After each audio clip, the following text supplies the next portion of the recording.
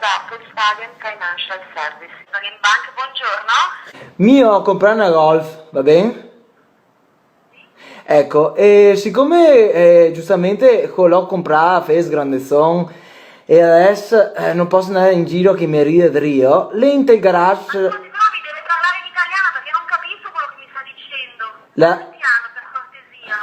la Golf, le Ho sarà... comprato una Golf, Sì. ok.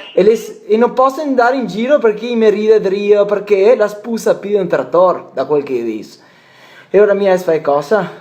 Angelina la sapeva tutto e non ha niente. A parte una di noi altri, mi sei una bronza quarta che non ha niente, sapeva tutto. Mia adesso, vai via, che io so che sono di andare in giro con la bicicletta di mio nonno.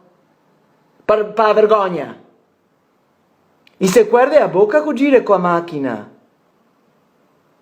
Pronto? Ma io non capisco quello che mi sta dicendo. Non posso più andare in giro con la Golf, mi tocca andare in giro con la bicicletta. Cosa facciamo adesso? Perché? Cosa è successo? Perché la spusa, la fa inquinamento.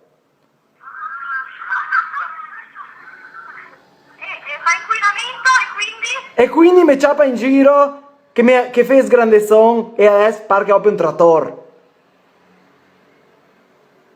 Fai cosa?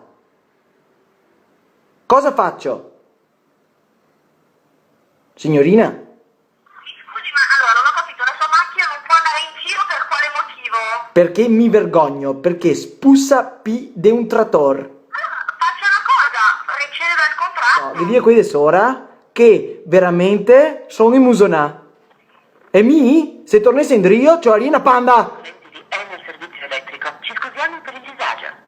Buongiorno, sono Stefania, come posso esserle utile? Sì, buongiorno, l'ultima bolletta che mi è arrivata c'è una bella pettinata. Non vorrei fosse colpa della lavatrice nuova che ho comprato, perché le è sempre dell'ori, che ne scritto che consuma poco, ma non vorrei che non fosse vero neanche quel.